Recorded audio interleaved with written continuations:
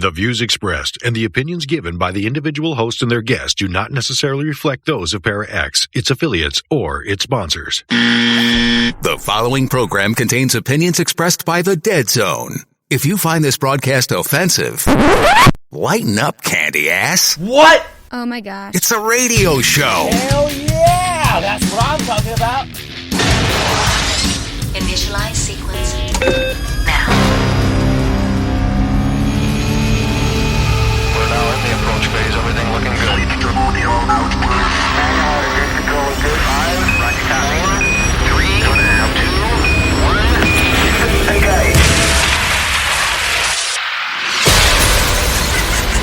Dead Zone WDZRDB Worldwide. Welcome to the Dead Zone Paranormal Radio Show.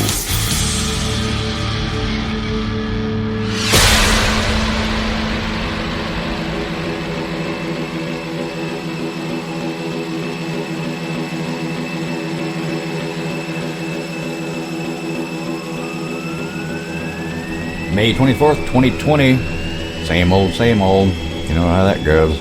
We all do. Whatever. We're going to have a good show tonight. We've got Jill Shelley, owner of the Boyd House. That's a real haunted location that you can go spend the night in, take your team, take your crew to, whatever. She's going to tell us more about that. I think it was built in 1901. In a town that started in like the 1800s or something like that. She's going to tell us about all that. You know me, I forget everything anyway. And we hopefully we're going to have Scott Blake on there with us too. So stick around. It's going to be a good show. You're going to enjoy it.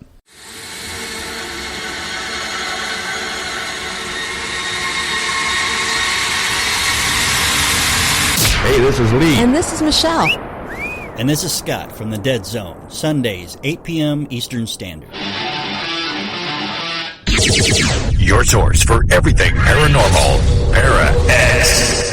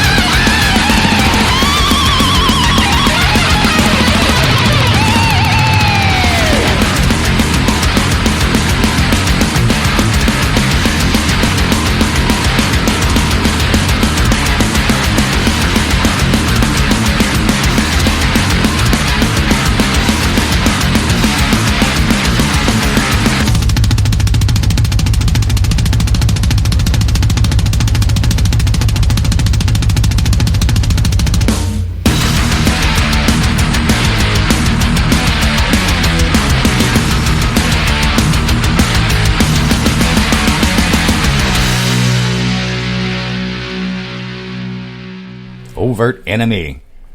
Our friends from Texas. You got to love that. That is so awesome. Pure, unadulterated metal thrash. Man, I love it. And if you don't, you probably shouldn't be listening to this show.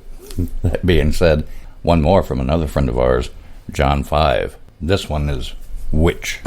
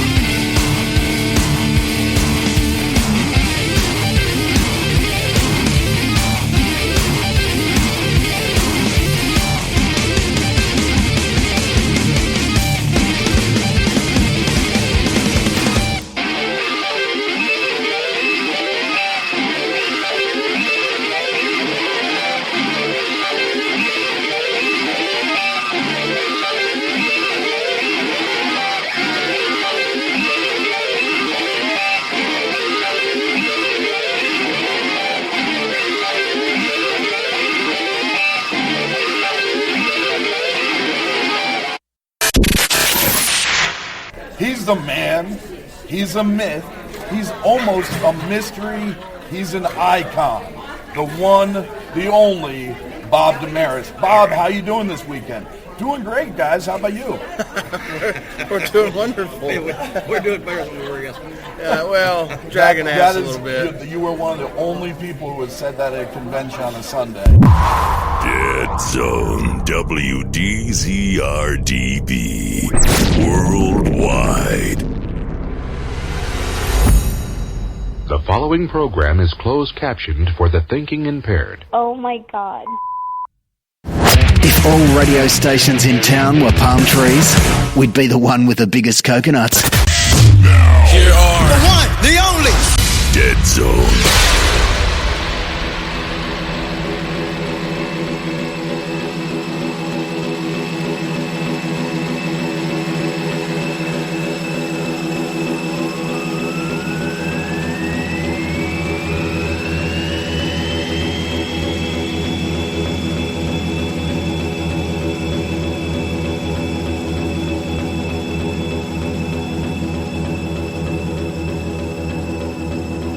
Dead Zone WD, what is it? I can't remember anymore. WDZR, Dead Zone Paranormal Radio Show. Thank you guys for sticking around on the phone. Right now we have Jill Shelley of the Boyd House, the owner of the Boyd House. Also, she's a paranormal investigator. And something I just saw on your Facebook page, by the way, you're a surgical tech, right? I am, yes. I do work in surgery. Wow. You probably have some stories to tell about that, right? Yeah, it's interesting. Although I've been off for a month, but it sounds like I'm coming back here in the next week or two.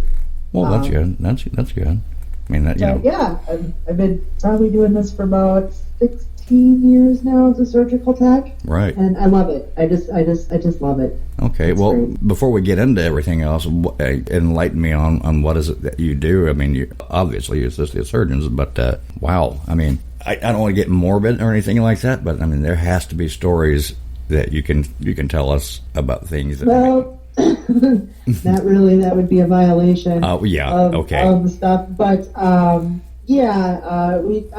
done a lot.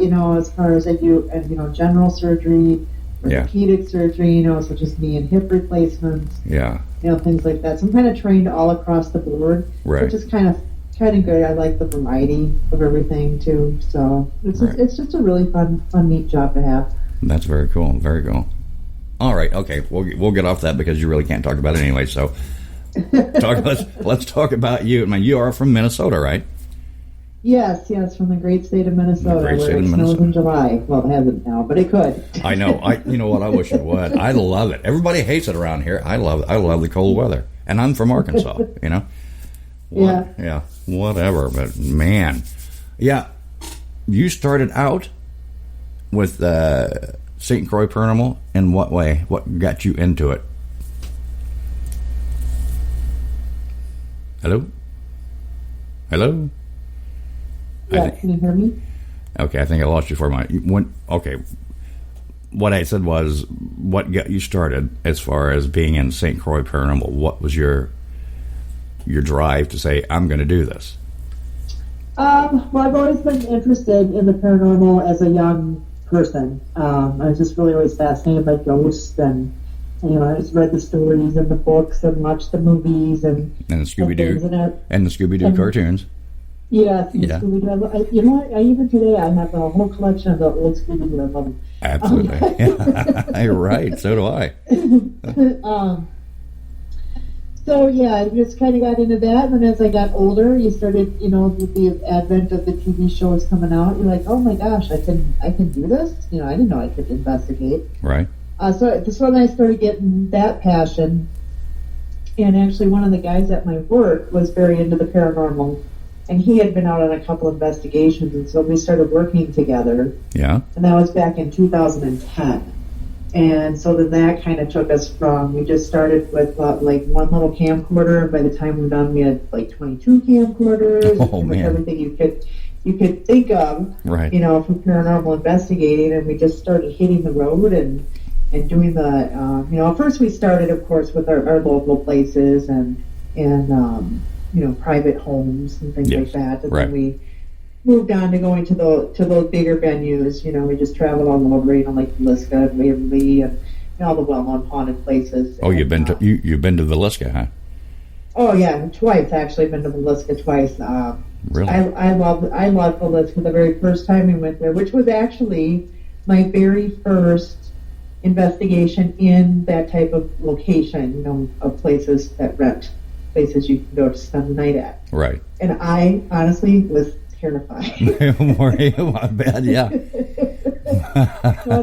I even remember trying to sleep there, and me and my friend Krista were on air mattresses facing each other, and I'm like, just hold my hand the whole night. Wow. What happened there? Anything you can tell us about that really jolted you? Yeah, we got a lot of interaction with their REM pod, and then we had like little pebbles from they had like a floor grate, the old fashioned floor grate. So it was like pebbles were being thrown from upstairs to the downstairs. Really? And then, of course, the EVPs you don't always get till you get home, but when we got the EVPs that we got from that place was incredible. I was so floored because we had the kids actually talking to each other. Really? We had one kid say, "You want to play?" and the other one's like, "No way." And then we also had an older kid, and it's been a while, so I can't remember all the boys' names, but it sounded like the older boy. Yeah. And I know Lena is the one who likes to play and mess with investigators. Uh-huh. And so we had his voice going, "No, Lena, no," like she was going to do something. Uh-huh. And then, there was another boy that says, "I want to touch your things," because we had so many toys out for them. Well, that's what you want, right? You want them to set those lights out. Yeah, exactly. Yeah. Yep. And then we had gotten on the spirit box that one of the little boys liked bacon. So on our return visit, I actually bought the bacon jerky that's out now. Uh-huh.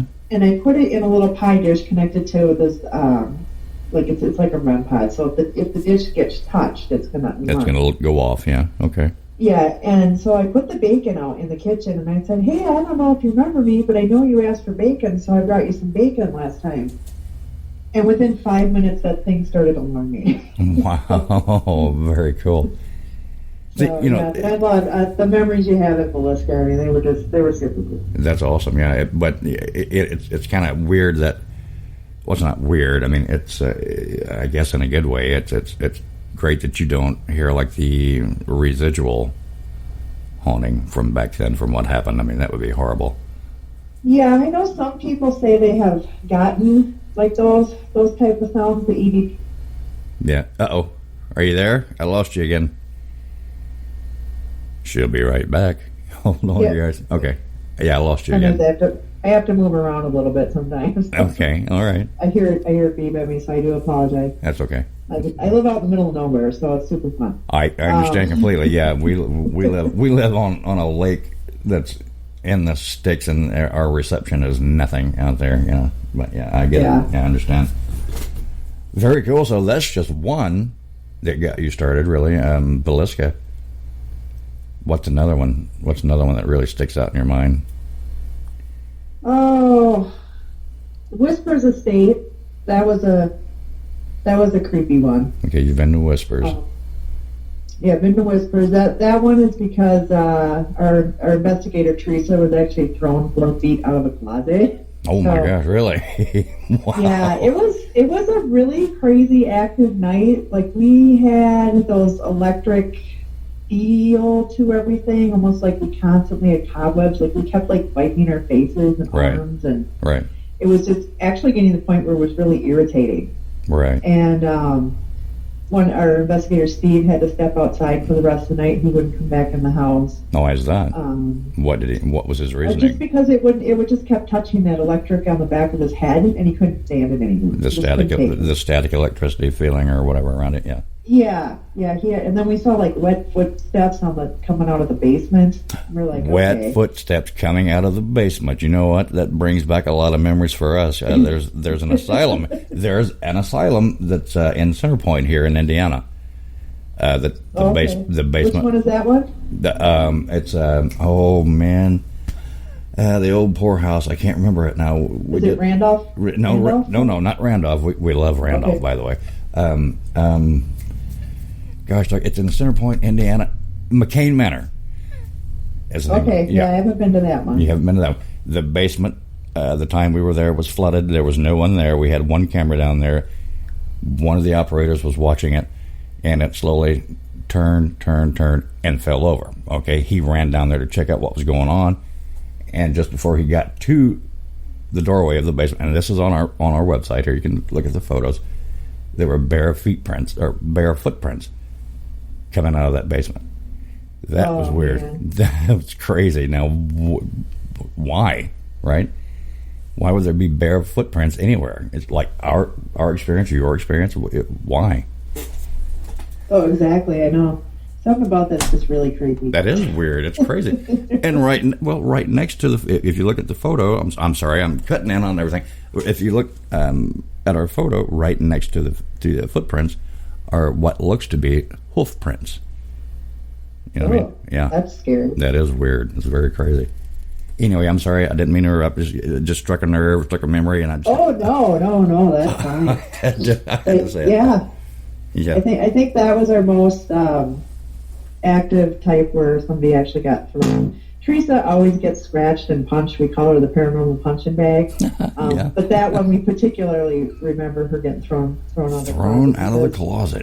She was, and that's the closet that's at Angel's closet, where the guy dropped out of a heart attack on his day of retirement. And they say that he's all ticked off about it now. Yeah. And a lot of bad things happened in that closet. Well, the weird thing is we were both in the closet, and while I was in there, I heard this voice that said, "Get out of this closet." Right. I didn't think much of it, but I just left, and of course didn't mention it to Teresa because I thought, it's just me. I don't like closets anyway, Right. And then the spirit box had shut this door, but we didn't hear it at the time. And then because we didn't heed any of this stuff, she was sitting in a chair. Her and the chair went flying out of the closet, and she hit the railing. Wow. What, did she get bruised? Was there a bruise or anything like that? She hurt her knees pretty bad because she landed on all fours. Right. Where she was hit, I'm meaning where she felt the pressure. Oh, no, because she said it was more like they tipped or pushed the chair. Oh, just knocked her backwards. Get out of the way, that kind of thing. It was forward, though. Okay. And so she said she wasn't leaning forward or backwards, but even if she had leaned forward and just fell out of the chair, she would have landed right in front of her. She wouldn't have went 4 feet out. No, I wouldn't think so, no. Wow. So she's like, I literally felt a force push that chair. She's like, it was just crazy. So. Yeah, well, there you go, guys. Whispers here in Indiana, right? Yeah, go check that out. Go, go test your luck. See what happens with that. Oh, wow. And we said we'd never go back. Well, we did last year. We did go. It wasn't as crazy, because we've gone other places, and it's like, oh my God, it was so hot this time, and then you come back and then nothing. Yeah. We're real minimal. Well, so it's just kind of hit or miss of the day, I guess. That's the way it is with every place. I assume in the places we go to. I mean, it can be hot one day and there's just nothing the next day. The same with Randolph, right? And you guys, you've been there, right? Oh yeah, we went there the one time. We actually got a shadow figure on camera. Right. We didn't see it at the time. I was I think it was up on the second floor. Yeah. And I was just kind of zooming back and forth between the hallways, going, well, which way are we going to go, guys? What do you think? And we didn't see it at the time, but it ran across one of the doorways at the other end of the hall, like it was peeking at us, and it ran. Right. The other way. And my friend had seen the same type of thing down in the basement earlier when we were setting up. She's like, oh my God, I just saw a shadow. Right. Now, was it the small, what they call, I think they call it the crawler or the creeper? I can't remember now. Yeah, I don't know. It was just a real tall shadow figure. It was tall. Okay, it was tall. I know. Yeah. I know. Yeah, it wasn't like the creeper. Okay. All right. Well, that makes sense. Okay. Yeah, so she saw kind of the same thing in the basement too. And then what I found interesting, we got 2 really good EVPs that'll stick with me because we know that the building burned down 2 times. And we got an EVP of a man when we were in the basement, and he said, the building's on fire, don't you know? Right. So that was kind of weird because it's like, is he reliving it? Like, is he seeing the building on fire and he's just trying to tell us get out? Right. So that was kind of weird. But the other one that I really was kind of, I wish I would have known, but it was just Teresa and I were walking down the hall. Yeah. And you have a lady who says, hello, girls, pleased to meet you. Come on in. Yeah.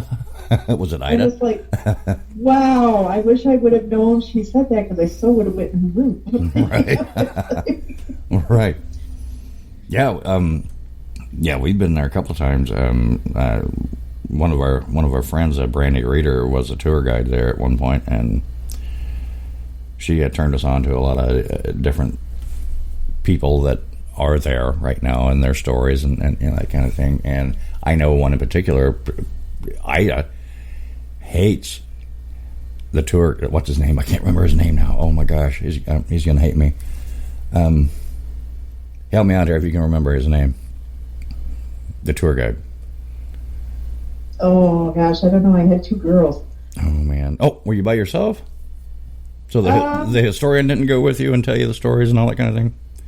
No, she went around and gave us some history and stuff. But I just remember it was 2 gals, and they just kind of toured around. I don't know. I think it might have been right when they opened recently, So they hadn't been open too long, so maybe things were different. Okay. All right. Maybe so, yeah. Because we did the worldwide ghost hunt there, too. I mean, that's a great place. I love that place. And speaking of EVPs, in her room with a group of people live at the time, we caught one of those EVPs, and the reason I said she doesn't like this particular tour guy, I want to say his name is Tim, but I'm not sure, because he makes fun of her, and makes fun of what she did to herself, and all. She said clearly on 2 recorders, I want that guy dead, plain as day.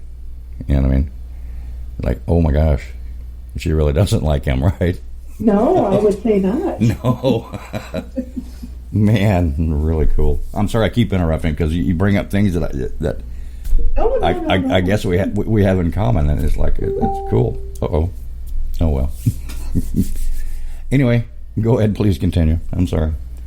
I don't know. Let's see, what else should we talk about? We're off on Randolph now.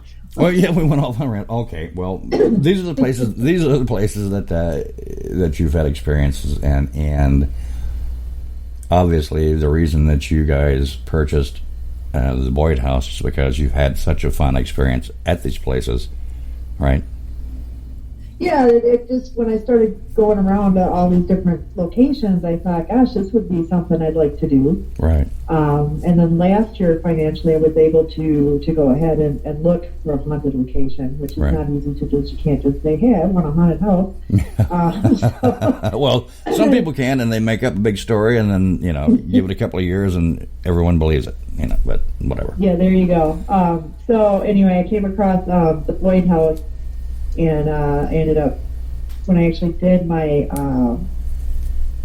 realtor knew what I was doing and why I was purchasing and looking at these older homes, and so we would go in and do many investigations. Well, right.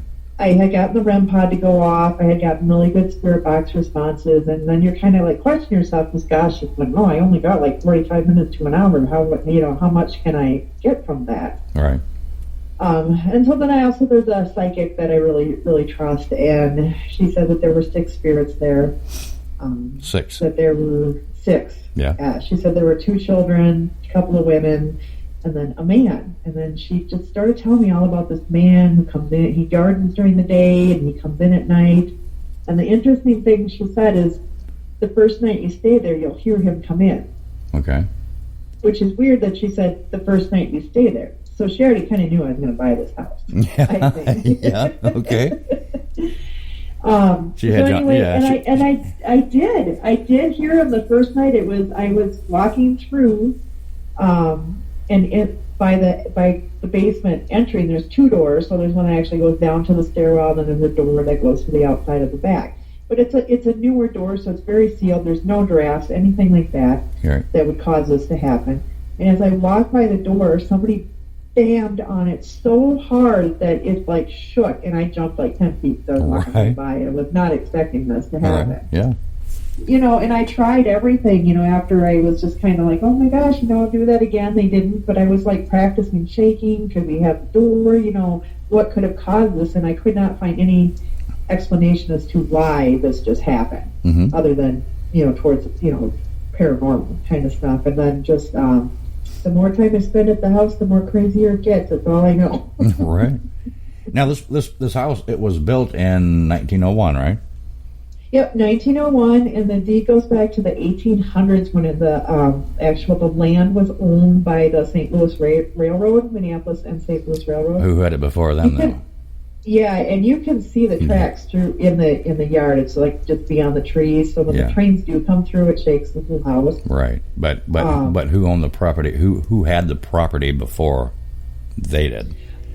Well, like I said, the first deed I have is the 1800s, so that's when it was owned by the land. were by the railroad people. Yeah. And then subsequently, it was sold to different founders of the town. Right. And they subdivided all the land. Right. And that was the town was 1884, right? If I'm looking at your information correctly. Right. Yeah, in the 1800s, and it was a big blooming western town. Right. What I was trying to lead to is the fact that it was really close to a Native American reservation. Right. Right. I mean, if you look on the map, it's really close. I'm sure it's a couple of miles, but on the map line, it looks like, wow, that just pretty much is a couple blocks away. It's right there. Yeah. Yeah.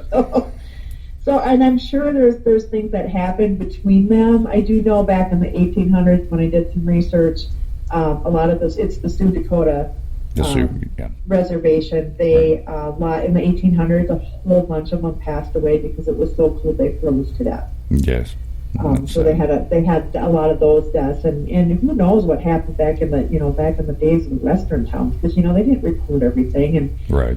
There is a little bit of history too back in there about the KKK back with the house and one of the owners being associated with the KKK. And figures, yeah. So there's a little bit of that going on too, but we figured. We've got the name Fred quite a bit, who happened to be one of the first owners of the house back in 1901. Okay. And he actually was one of the town founders, as well as he owned the hardware store. And also, whenever there was a fire, they would ring Fred because he was the closest to go ring the fire alarm. So they'd call him, he'd run a block and a half up, ring the fire alarm, and then the fire department would come to wherever the fire was. Right. Yeah. Efficient. So yeah, and he was also the justice of the peace of the town too. So, and he wasn't involved with the KKK, but his son was. Yeah. Which kind of leads me to believe maybe he was, because the belief system, I think, would be maybe similar. Well, yeah, and having that much power back then, it's real easy to cover anything up, right? Right. So, and I with his wife, so they had, I believe, 3 children, but they also had 3 that died.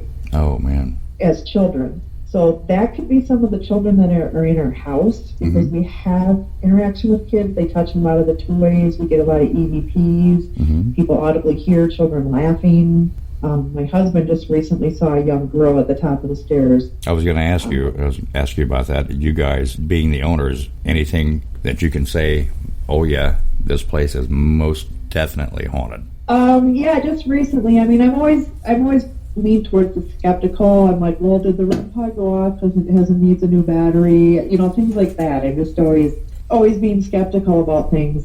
So I'm always challenging. I'm like, well, if they could just do this, just do that. Well, this particular, this was actually just a couple of weekends ago, is when my husband, who is not really into the paranormal much, he likes to watch the stuff I do and the evidence I get. It's not really his thing. Right. But we've been doing a lot of renovations on the house, so he's been there with me. Oh, well, there's another trigger right there. Yes, and things like that. So he knows he can't make up things with me about that house because I get all excited about it. So he just said, well, I talked off to being tired, but she was just standing there. I just saw her face, and and then I looked away, and then she was gone. I was probably just tired. I'm like, no, you just saw her.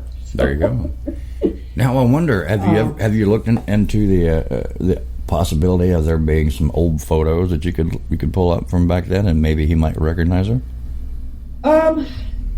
Yeah, we haven't been to the historical site as much as I want. We do have a really nice book of the Centennial.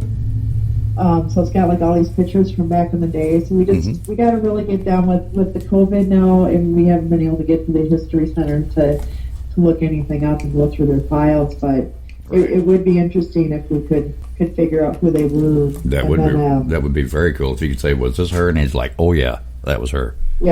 Yeah, because we've had, and what's interesting is like they know who and what's going on, because I have a picture of the Fred, his last name is Eckert, so I have a picture of him and his wife in the main bedroom. Okay. Because Fred also passed away in the home as well. He lived there for 30-some years. And we get his name a lot, and he seems to respond to things like that. So I just happened to be sitting there. I was running, I don't know if you're familiar with the portal, which is like the spirit box. Yes, I've got one in my truck right now. So I was pointing to the picture of the Eckerts, but I never said the name. I go, is anybody here, anyone in this picture? And on the portal, it said, "You mean the Eckerts?" So it was like, very cool. It's like they weren't the Eckerts, but they were like, "Oh, is that who you're talking about?" So I just thought that was really crazy that they would even say that. So that was pretty cool. I like that. And then just recently, last weekend, I decided to set up a poker game in the basement. Okay. And I put the REM pod on the table. And from 3 p.m. till 7 p.m., that REM pod went crazy. And of course, me being skeptical, we changed the battery. I even changed the different one. Instead of just having the regular beep, I changed it to the music mode. It still did it. Right. Then I said, let's just do a different REM pod with a brand new battery, and it still did it. Right. So it was going crazy. So I'm like, okay, fine, I believe you. Well, the whole time, every time I went down there, I'd reshuffle the cards, do out a new deck. But every single time I took one card and put it to the edge of the table. Yeah. Like it's barely hanging over the edge, just like a little teeny tiny corner hanging over the edge of the table. Right. And I always said, if you guys could just push this off, it would be really great. So every time I came down, I would reiterate that, whatever. Well, at midnight when the camera was rolling and nobody was down there, and I had just been down there like 15 minutes because I just changed the tape on the camera. So I was using the old school tapes down there. Right. And when I left, I said, now make sure, just throw that off. That'd be great. Would love it. Yep, at midnight, they threw that thing right off the table. Oh, very cool. And I was like, sweet. I was so happy because when I came down in the morning, I saw it laying on the floor, and I'm like, oh, Lord, I hope you did that between midnight and 4 because that's as long as that tape lasts. So, cool. And you have that on camera, on tape now. Yeah, so that's really good. We just put that on our Facebook page, too, so people can check very that cool. out. And while we're talking about that, the Facebook page is, go ahead and tell everyone. Just type in Boyd House LLC on Facebook, and that should take you there. Otherwise, our website is sistered up with our paranormal, St. Croix Paranormal.com. Right. And then otherwise, you can just shoot us a direct email at boydhouse217@yahoo.com. Right. And I think I have all both of those on your ad there on the Dead Zone. Oh, great. Yeah. Very cool. That'd be awesome. I'd love to see that. I'm gonna go check that video out as soon as we get off here. Yeah, I was pretty excited about that. So I spend a lot of time. We're doing so many renovations. You think, oh gosh, you'd have so much time to investigate. I really don't. No. Like, we're going this weekend, and I have to put down a new floor, and then we have to do some wallpapering. So it's like, Well, and, you're keeping busy. At least you're keeping busy, right? We're keeping busy, but I usually keep the voice recorder running because a lot of times they will make comments while we're working and doing stuff. Right. And then I will set up a few cameras usually before we go to bed and just, maybe run a quick spirit box. Right. You did say there are, I think you said 2 children in the house there? I think there's more than a couple of There's children. more than a couple of kids.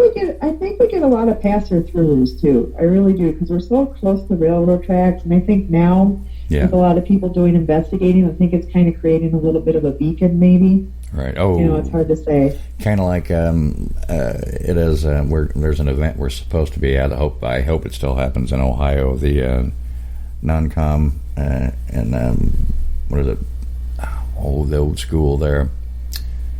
See, this is what happens when I start talking to someone about anything. I completely lose my train of thought every time. Oh my gosh. Post-town, Ohio, the old school there. Oh, yeah, we've been there too. Yeah, we didn't have a very active night, but it's a really cool building. Yeah. Well, there's an event coming up we're going to be part of. We're going to be there with the guys and even Keith Age.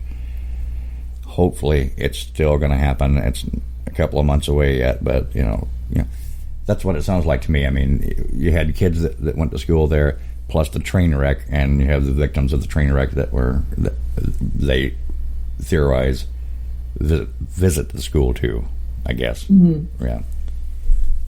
Very cool. That's awesome. All right, so before we go, I want you to tell everybody where they can find all the stuff. I know we just did it, but it's StCroixParanormal.com, right? Yep, that would be our website for our paranormal group, but we also have a page linked into there for the Boyd House as well, so it'll give you some information as to cost, and you can contact us that way or through Facebook or email too. Okay. And the other, well, like you said, you just said it, so I'm still curious about the photo I'm looking at right now, the Railway to the Unknown. That was there a train wreck there too? That I don't know if there was a train wreck or not. Because the town was a big railroad town, right. The tracks kind of run through there. Right. That's kind of what we weren't real original on the name Boyd House. It was in the town of Boyd. All right. So it's like kind of like, what do we want? We want kind of a catchy phrase, and we were kind of trying to tie the railroad in because it was such a big thing with the town. So that's kind of how we came up with that. Okay. And if you want to stay there, it's not really a bed and breakfast. I mean, it's a furnished home that you can rent out to do your investigations there, right? Is that correct? Yeah. So what we do is it's $175 a night for up to 8 people, and then we do your investigation time is from 3 p.m. till noon the next day. Kind of gives people some time to get in, get set up, and also if you want to catch a couple of Z's before you go home, it's got time to do that. Right. So like I said, it is furnished. I mean, you don't have to drag everything in as far as bedding down and all that kind of thing. You can use the furniture that's there as far as sleeping quarters and that kind of thing. Yeah, we do have 2 beds. We just ask that people sleep on top of them and just bring their own blankets and stuff like that. And then, don't soil anything. People, bring your cot, bring an air mattress or a cot or something. Oh, okay. Okay. More people. Is that kind of like? But yeah, I mean, you got plenty of places to sit. That's kind of like they do at the Villisca house, right? I mean, you can stay overnight, but you can't use the furniture. Yeah. They don't want you to. Well, you can sit on the couch and stuff. They don't want you sleeping in the bed. But we do have 2 beds that we allow people to sleep on. I think it's a little bit cleaner if I get them to stay on the top of it. And of course, we wash in between. But I don't know. I just feel like it's better for bed bugs or something else. Yeah. Oh, yeah. Oh, you're right. You're right. Oh, one more. Have you ever been to the Borden house? No, I haven't been to the Lizzie Borden house. Wouldn't that be cool? Wouldn't that be great? I mean, yeah, that would be a real good one to do. Yeah. Right. All right. Well, we appreciate you coming on, and we'd love to have you come back if you would. Be great. Oh yeah, absolutely. And thanks for having me on. It was fun. We appreciate it. And guys, this is Jill Shelley, St. Croix Paranormal, owner of the Boyd House in Michigan. What's the name of the town? Minnesota. There you go. There I go. See, I'm losing it again. There we go. In Minnesota. And the town is what? It's in Boyd, Minnesota. Boyd. I know you told me that too, right? You told me that halfway through the show. It's in the middle of a cornfield, pretty much. It's 145 miles southwest of the Twin Cities. Oh, it's like Ashmore then. Yeah, pretty much, yeah. Well, not as big, but yeah, just help no number. Right. It's in town, but the town's in the middle, plopped down in the middle of a cornfield. Right. All right. Well, thank you very much, Jill. And we will. All right. Thank you. We'll talk to you again. Okay. Bye-bye. Good night.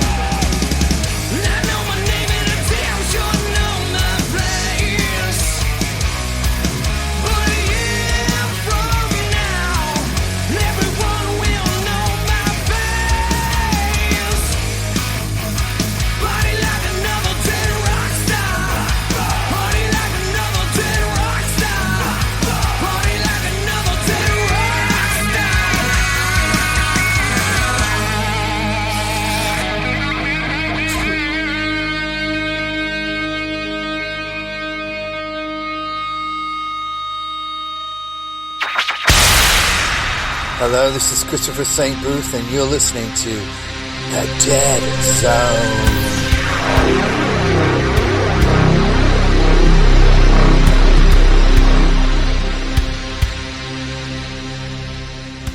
If you've enjoyed this episode, share it with your friends.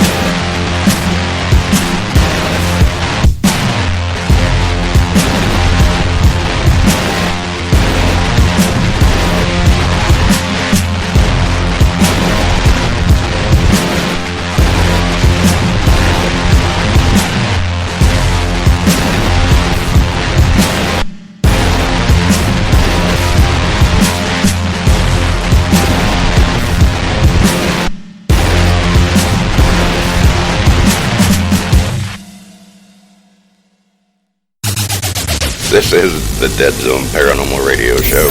Thanks for listening.